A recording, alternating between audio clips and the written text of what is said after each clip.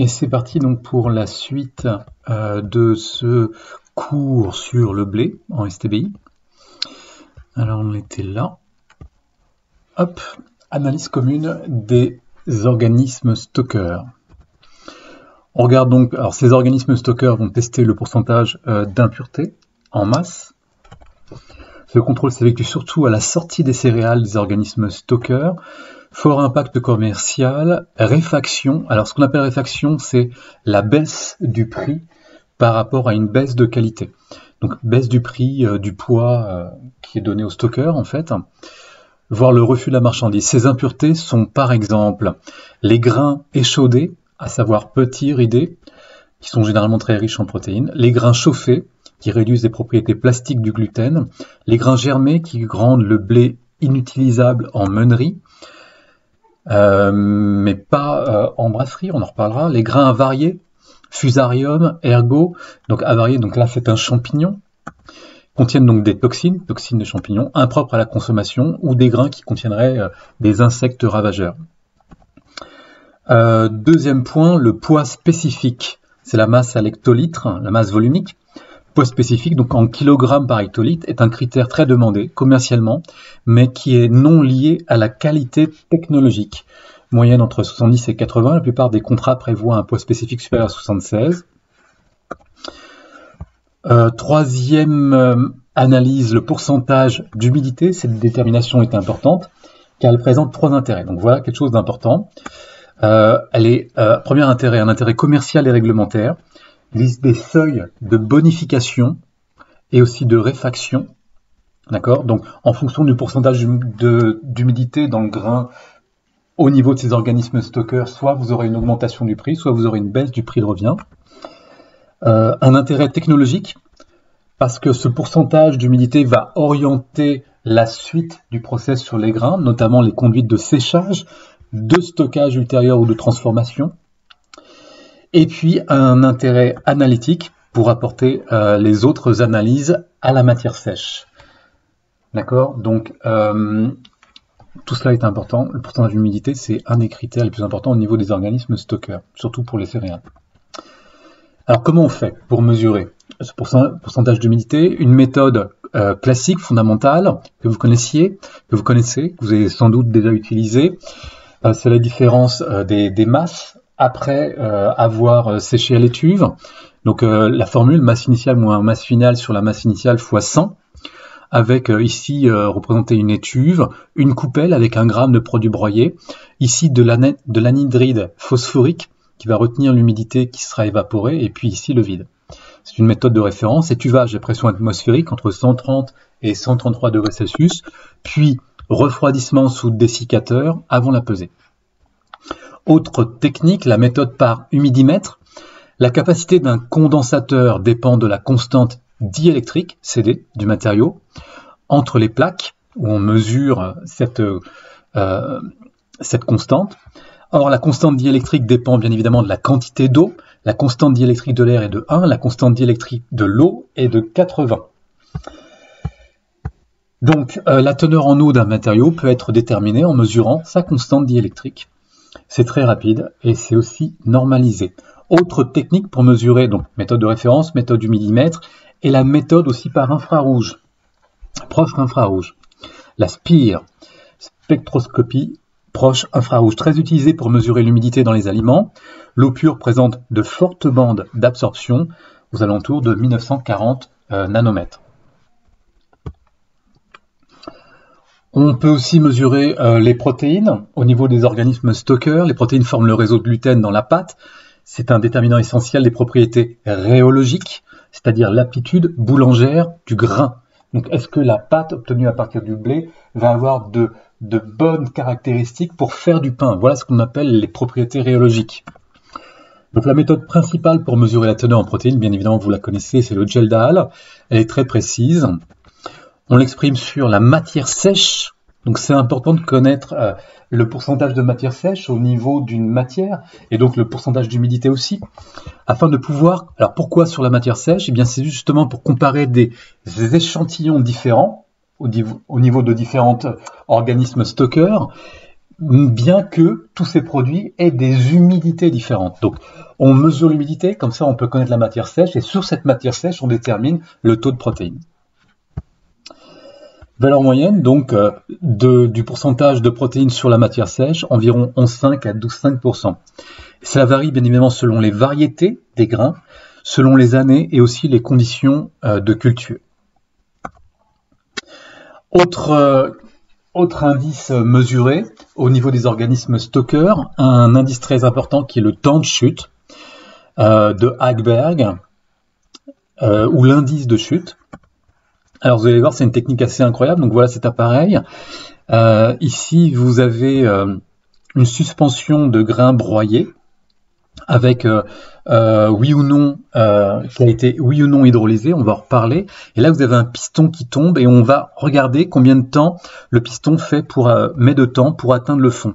Bien évidemment, plus cette suspension sera fluide et moins gélatineuse, plus le temps sera court. C'est pour ça qu'on parle d'un temps de chute.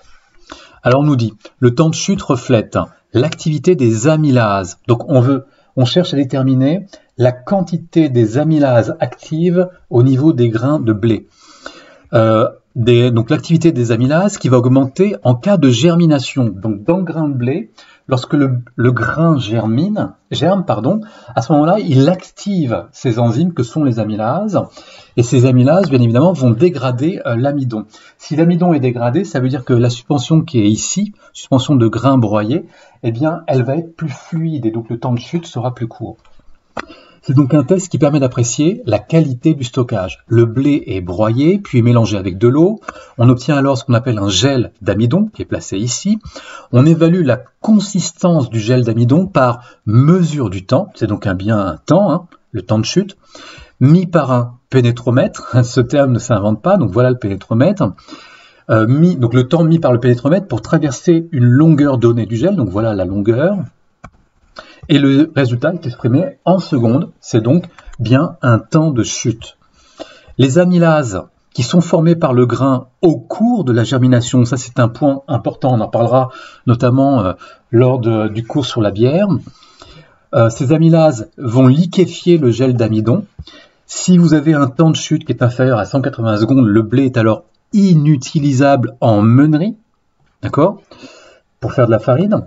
Idem, 150 secondes pour le seigle, inutilisable. Généralement, on veut des temps qui soient un petit peu plus longs, donc ça veut dire moins d'amylase, compris entre 220 et 280 secondes, pour avoir une intensité de fermentation qui soit optimale. Donc voilà un point très intéressant, ce temps de chute. Autre élément évalué au niveau des organismes stockeurs, le dosage des mycotoxines, c'est-à-dire ces toxines fabriquées, produites par des champignons. On en a déjà un petit peu parlé tout à l'heure. Alors les mycotoxines sont responsables d'intoxication qui induisent des nausées, des léthargies, des cancers, voire la mort, mais aussi des risques technologiques. Quels sont les risques technologiques dus à des mycotoxines? Par exemple, inhibition de la synthèse d'enzymes lors du maltage. Le maltage est une étape importante en brasserie pour faire la bière. Ou alors encore ralentissement de la croissance des levures. Leur résistance aux techniques de conservation telles que la stérilisation, et on parle notamment de l'aflatoxine B. Alors les aflatoxines ici sont des toxines produites par les aspergillus au niveau du stockage. Donc ces aflatoxines produites par les aspergillus vont résister à des process de stérilisation, c'est très embêtant. Ou alors d'autres techniques de conservation comme le froid, eh bien leur résistance nécessite donc de réaliser des contrôles fréquents. Au laboratoire, donc, ces toxines sont extraites, purifiées par chromatographie, puis dosées par HPLC et CPG. Donc vous avez à retenir les aflatoxines d'Aspergillus, mais vous avez aussi les alcaloïdes de l'ergot, donc c'est un champignon, produit par le Claviceps purpurea. Donc voilà, c'est très courant au niveau des céréales de réaliser la recherche des mycotoxines et c'est un point très important. Ensuite, après les organismes stockeurs, les analyses spécifiques pour la panification. Donc on n'est plus au niveau des organismes stockeurs, mais au niveau de la meunerie. On en reparlera sur le cours sur la farine. Donc en panification, on utilise, on l'a vu en première diapo, le blé tendre. Les analyses peuvent être réalisées par les organismes stockeurs, mais aussi par les minotiers, D'accord? Donc on est au niveau de la meunerie. Les minotiers, c'est l'exploitant d'une minoterie, c'est-à-dire la meunerie, établissement où se préparent les farines de céréales. Troisième point, analyse pour l'industrie des pâtes, de la semoule ou du blé à cuire. Donc on utilise cette fois-ci non plus le blé tendre, mais le blé dur. Alors au niveau de ces entreprises pour les qui utilisent le blé dur, on va chercher, premier point, la teneur en grains qu'on dit mitadinés. C'est des grains atteints de mitadinage, c'est-à-dire qui perdent leur aspect vitreux de blé dur. C'est exprimé donc en pourcentage du nombre de grains. Les grains mitadinés présentent des taches farineuses, opaques. Au lieu d'avoir un aspect vitreux, il y a un aspect opaque. Problème lors de la mouture. Alors ce qu'on appelle la mouture, c'est l'action de moudre, c'est-à-dire d'écraser le grain. Et au lieu de s'éclater en semoule, le grain, une fois qu'il est écrasé, ils vont produire donc de la farine. Et donc là, ça va nous embêter parce qu'on n'est pas au niveau de la meunerie, hein, on est au niveau du souhait d'obtenir une semoule. Donc c'est totalement différent. Donc on cherche à déterminer les grains mitadinés qui ne sont pas intéressants dans ce type d'industrie. La mesure de la couleur jaune est recherchée pour le blé dur. Cette couleur est apportée entre autres par des variétés de blé riches en caroténoïdes ou en lycopène. La mesure de l'indice de jaune s'effectue donc par réflectance. C'est le rapport entre le flux lumineux réfléchi et le flux incident. Remarque sur aussi le brunissement enzymatique indésirable. Ce brunissement provient de la concentration élevée en protéines, mais aussi des polyphénols oxydase du grain qui vont accélérer la réaction de brunissement enzymatique. Autre point dans ces entreprises qui cherchent à fabriquer des semoules, un point de qualité technologique, notamment la résistance de la pâte crue. Cette résistance est vérifiée pour qu'elle ne déchire pas au cours de la fabrication. Elle dépend de la qualité du blé et des paramètres du process. Plus le blé est riche en gluten, plus la pâte, elle, sera résistante. On évalue donc la résistance grâce à cet autre appareil, qui est très connu aussi, qui est le viscoélastographe de Chopin. Donc, un nom à retenir. Voilà l'appareil, le viscoélastographe de Chopin. Viscoélastographie, mesure qui est en même temps coordonnée par un ordinateur. Donc sur un brin de spaghetti cuit, cette courbe qui est ici, va traduire la résistance à l'écrasement. Donc on va écraser le spaghetti, on va mesurer la capacité à ce spaghetti de reprendre sa forme initiale lorsqu'on a retiré la charge qu'on appliquait. Donc là on écrase, on arrête d'écraser et on regarde si il reprend sa forme initiale. D'accord ? C'est donc une mesure de la viscoélasticité avec le viscoélastographe de Chopin. À présent, des analyses pour l'amidonnerie, donc nouvelle entreprise. À savoir, chose importante dans l'amidonnerie, on utilise surtout les grains de maïs, donc on n'est plus sur le grain de blé. Tout d'abord le PMG, le poids de 1000 grains, mais aussi autre caractéristique qui est mesurée pour l'amidonnerie, la pureté waxy, ce qu'on appelle la pureté. Alors j'ai oublié de mettre un chronomètre, c'est chiant. Attendez. Donc je vais pas, on est peut-être à 5-6 minutes. Je vais allumer un chronomètre. Alors. Désolé, ça prend un peu de temps. Hop. Voilà, chronomètre, c'est parti. Alors la pureté waxy, l'amidon, il est constitué donc de sous-fibres, qui sont l'amylose et l'amylopectine. Vous avez vu ça en cours de bioche. Les variétés dites waxy, justement, sont dépourvues d'amylose, c'est-à-dire qu'elles n'ont que de l'amylopectine, et par conséquent, elles vont réagir autrement à différents tests qui s'appliquent à l'amidon. Et notamment, un de ces tests, c'est le test de coloration à l'iode. J'espère que vous vous rappelez cette expérience en microbio où on réalise des géloses à l'amidon et on verse du diode dessus. Donc le test de coloration à l'iode permet de connaître au sein d'un échantillon de maïs waxy les grains de maïs normaux. Ce dernier donc se distingue par un amidon de structure différente, ce qui entraîne une absorption d'iode différente et donc une coloration distincte. Donc il se réalise sur des grains coupés, donc on coupe le grain afin de faciliter la pénétration de l'iode au niveau de l'amande. Les résultats s'expriment en pourcentage de nombre de grains. Sur le maïs waxy, le résultat souhaitable est donc 0%. D'accord? Donc ça, c'est important, le test de coloration à l'iode. Autre test très intéressant, le test de turbidité. La qualité du séchage du maïs après récolte, c'est un facteur très important pour la médonnerie. Elle est contrôlée par spectrométrie des milieux troubles, c'est donc de la turbidimétrie, en quantifiant l'état de solubilité des protéines thermosensibles. D'accord? Donc, ces protéines thermosensibles vont être reliées directement à la qualité du séchage. Explication.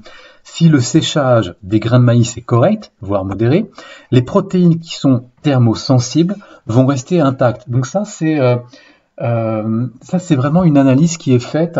Je l'ai vu au niveau d'une entreprise. Alors, je ne me rappelle plus le nom de l'entreprise. Ah, ça va me revenir. Le nom de cette entreprise, vous réalisez des stages souvent. Enfin bref. Le séchage. Donc, si le séchage est correct, les protéines thermosensibles vont rester intactes et elles vont alors bien se solubiliser, ces protéines thermosensibles, lors de leur extraction, et elles vont coaguler au bain-marie à 100 degrés Celsius. Le trouble dans le tube est alors élevé et la transmission est faible. Donc, si le trouble est élevé, ça veut dire qu'on a une turbidité qui est forte. Donc, je reprends. Séchage correct. À ce moment-là, elles se solubilisent bien, elles coagulent à 100 degrés Celsius et elles produisent une turbidité qui est élevée. Par contre, si le séchage est trop brutal, à ce moment-là, les protéines sont coagulées dans le grain, elles ne sont pas solubilisées lors de l'extraction, donc pas de coagulation visible, et à ce moment-là, ça veut dire que la turbidité va être faible. Ok ? Autre analyse, cette fois-ci pour la brasserie, donc on est au niveau des entreprises qui fabriquent la bière. On utilise principalement, donc cette fois-ci non pas le grain de blé ni le maïs, mais cette fois-ci l'orge. Premier indice mesuré, le PMG, le poids pour 1000 grains. Autre test réalisé, le calibrage et la recherche d'impuretés. C'est une analyse essentielle sur l'orge de brasserie. Les grains sont classés en catégories de la façon suivante. Donc ici, vous avez différentes classes après extraction, soit refus du tamis à 2,8 mm, 2,5 mm, 2,2 mm. Donc vous avez différentes populations selon le tamis. Vous avez aussi les grains d'orge qui sont cassés. Vous avez autres céréales observées et vous avez encore les matières inertes. Donc au niveau de ce qui est attendu sur ce calibrage, la masse de chaque fraction est exprimée en pourcentage par rapport à la masse totale du lot. Et ce que l'on souhaite obtenir, c'est par exemple A plus B doit être à 90% minimum et la somme D plus E doit être à 3% maximum. Donc D plus E, c'est-à-dire rétention au niveau du tamis 2,2 plus grain d'orge cassé, on ne doit pas arriver à un pourcentage massique supérieur à 3%. Par contre, on doit arriver à A plus B, c'est-à-dire refus du tamis 2,8 et 2,5, qui doit aboutir à un pourcentage massique au minimum de 90%. En raison de son indice technologique importante sur l'utilisation du malt, la teneur en tournesol est indiquée à part car sa teneur maximale autorisée est de 0,1%. D'accord ? Donc quand vous êtes sur l'orge, vous ne devez pas avoir un pourcentage massique de tournesol supérieur à 0,1%. Au niveau de la brasserie, voici un test très important, le test de germination. La capacité de germination est fondamentale en brasserie. Sur un échantillon de 500 grains, on va déterminer le pourcentage qui germe après un temps précis. Le résultat doit être supérieur à 95%. Pour simuler une levée de dormance, sachant que naturellement, normalement, le grain doit réaliser une levée de dormance, c'est-à-dire une fin de dormance et un début de germination. Donc, on doit essayer, pour faire le test, de simuler une levée de dormance au laboratoire. On place donc l'échantillon au réfrigérateur pendant quelques jours, puis on recommence l'essai. Alors, ça c'est le test de germination. Au niveau du vitascope, il va révéler, ce vitascope, le nombre de grains dont le germe est vivant. Grâce à une réaction de coloration spécifique, il s'interprète par rapport au test de germination. Donc on va étudier la soustraction suivante. Le vitascope, donc nombre de grains vivants, moins le nombre de grains qui ont germé. Si jamais cette soustraction est égale à 0, ça veut dire tous les grains vivants germent. Ça veut dire qu'il n'y a pas de dormance. Les grains ne germent pas, sont morts et n'évolueront pas. Par contre, si le Vitascope moins la germination est supérieur à 0, à ce moment-là, c'est que on est encore dans le phénomène de dormance. Autre cas, si le Vitascope moins la germination donne quelque chose de négatif, bien évidemment, ceci est impossible puisque les grains dont le germe est mort ne peuvent pas germer. C'est donc qu'il y a une erreur d'analyse.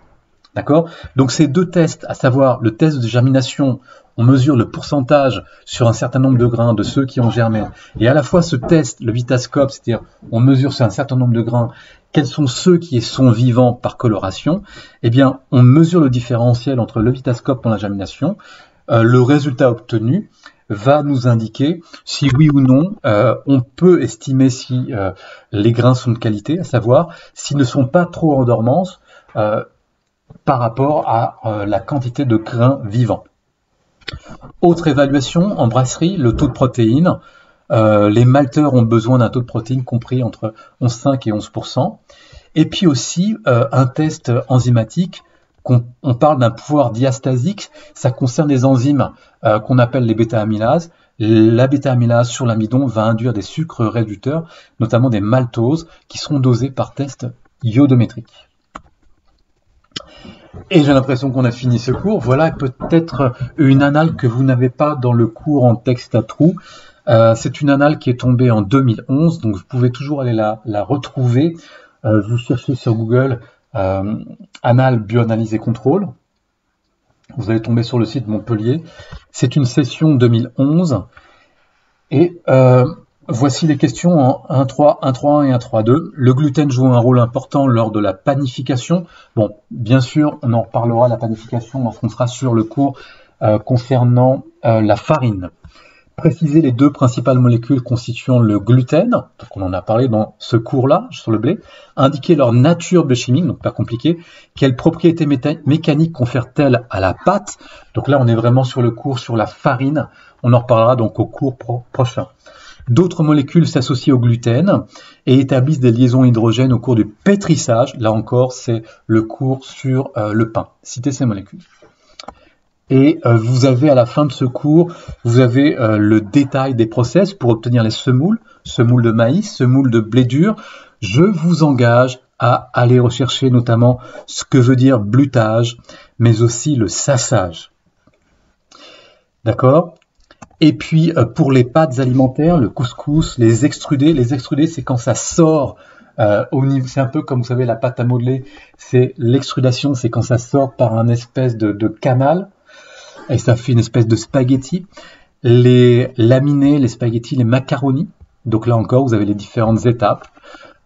Et puis au niveau de la meunerie, vous avez les biscottes, le pain, les différents types de pain. Et les blés pré-cuits, notamment l'éblis. Donc voici les étapes de process pour l'éblis. Donc c'est aussi très intéressant à regarder. Et bien voilà, on en a fini donc avec ce cours, une douzaine de minutes pour ce cours. Donc je vous dis à bientôt pour la suite.